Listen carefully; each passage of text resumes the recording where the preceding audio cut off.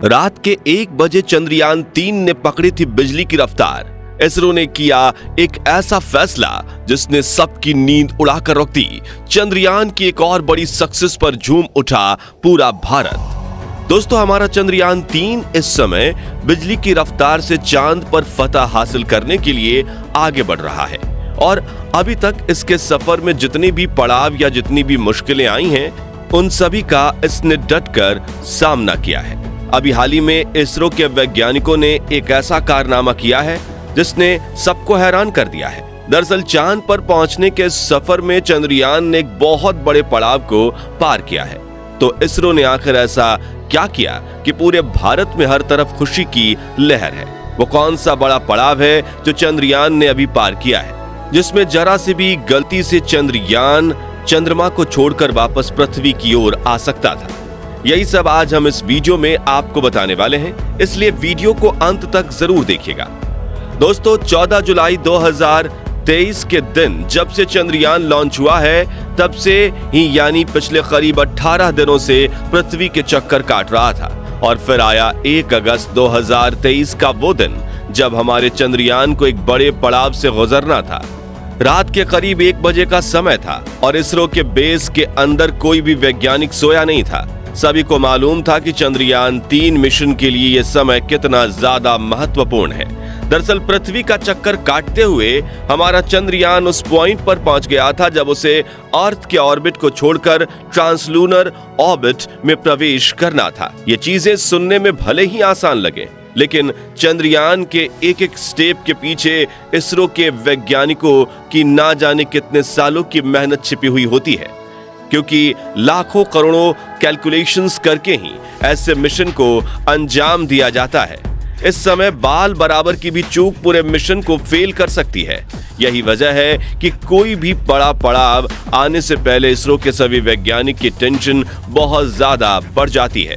और ऐसा हो भी क्यों ना, चंद्रयान पर हमारे सिर्फ हजारों करोड़ रुपए ही नहीं बल्कि भारत की साख और उसकी इज्जत भी दांव पर लगी हुई है। ऐसे में सभी वैज्ञानिक चाहते थे कि चंद्रयान 3 को पृथ्वी की कक्षा से निकालकर ट्रांसलूनर ऑर्बिट में सफलतापूर्वक एंटर करवा दिया जाए।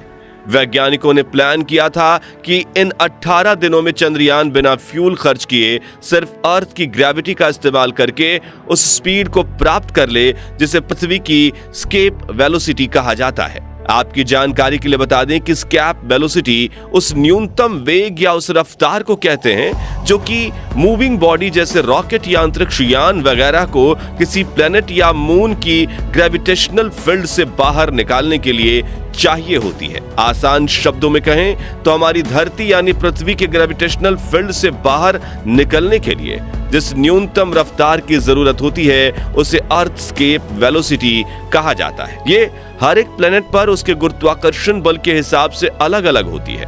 अगर पृथ्वी की बात करें तो इसकी स्केप वेलोसिटी 11.2 किलोमीटर प्रति सेकंड है, यानी 40,270 किलोमीटर प्रति घंटे की रफ्तार। तो 1 अगस्त आधी रात के समय चंद्रयान पृथ्वी के अपने 5वें और आखिरी ऑर्बिट में था और यहीं से उसको पृथ्वी का ऑर्बिट छोड़कर चांद की तरफ बढ़ जाना था। इसको ऐसे समझिए कि पृथ्वी का जो ऑर्बिट है वो अंडाकार शेप में है, जिसका हमारा चंद्रयान चक्कर काट रहा है।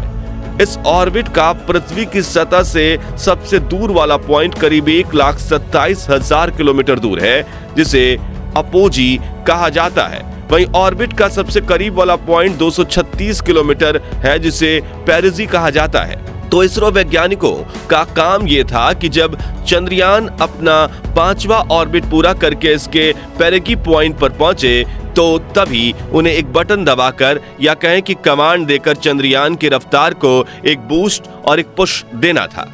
वैज्ञानिकों को धरती से ही यह सटीक कैलकुलेट करना था कि बटन दबाने का एग्जैक्ट टाइम क्या होना चाहिए, यानी बटन कब दबाना है, कितनी देर के लिए दबाना है और चंद्रयान के इंजन को कितनी मात्रा में अपना फ्यूल बर्न करना है। इन तीनों चीजों का 100% एक्यूरेट होना बहुत जरूरी था, क्योंकि तभी चंद्रयान अर्थ की स्केप वेलोसिटी जितनी रफ्तार पकड़ पाता। ये इतना नाजुक मामला था कि इसमें एक पल की जल्दी या देरी पूरे के पूरे मिशन को बर्बाद कर सकती थी। असल में जब हमारा चंद्रयान पृथ्वी के 5वें ऑर्बिट में था तो इसकी रफ्तार 1 किलोमीटर प्रति सेकंड से 10 किलोमीटर प्रति सेकंड के बीच थी। यानी जब यह पृथ्वी से सबसे दूर वाले पॉइंट यानी कि अपोजी पर होता तो इसकी गति कम हो जाती थी, और जब ये पेरिगी पर होता तो इसकी गति सबसे ज्यादा तेज होती थी।